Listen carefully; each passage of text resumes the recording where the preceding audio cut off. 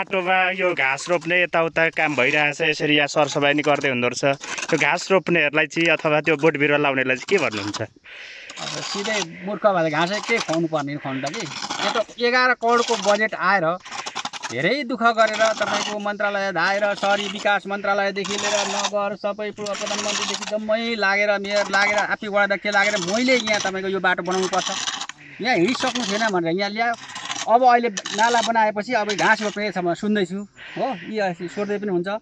अब उहाँहरूलाई अस्ति सूचना पठाइसकेको छ 3 दिन होइन यो त राज्य हो 3 दिनभित्र उहाँले निकाल्नु भएन भने अब उहाँहरूको केही गर्नु पर्दैन उहाँलाई उखल्न पनि नलगाउने सफा हाम्रो त्यो प्रधानमन्त्री रोजगारको टिम छ उहाँहरूले गर्नुहुन्छ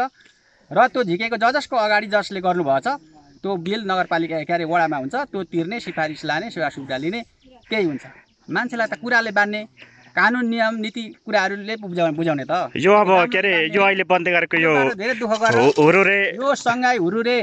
बाटो जुन आएको छ बाटो यो सङ्घाईले तपाईँको कसैले तपाईँको सास फेर्न दिएको कि थियो त्यहाँ यहाँ तपाईँको 1.5 मिटरको त्यो बाटो मान्छे हिँड्ने मात्रै थियो अहिले यस्तो चाहिँ तपाईँको यत्रो हेर्नु त यो सबै सहरै पैसाको यत्रो काम गर्दा पनि अब मान्छे मलाई चाहिँ तपाईँको भोट दिँदैन कि कोही मैले पहिला पनि भने भोट माग्नु मलाई मन लाग्दैन नदिनु भनेको हो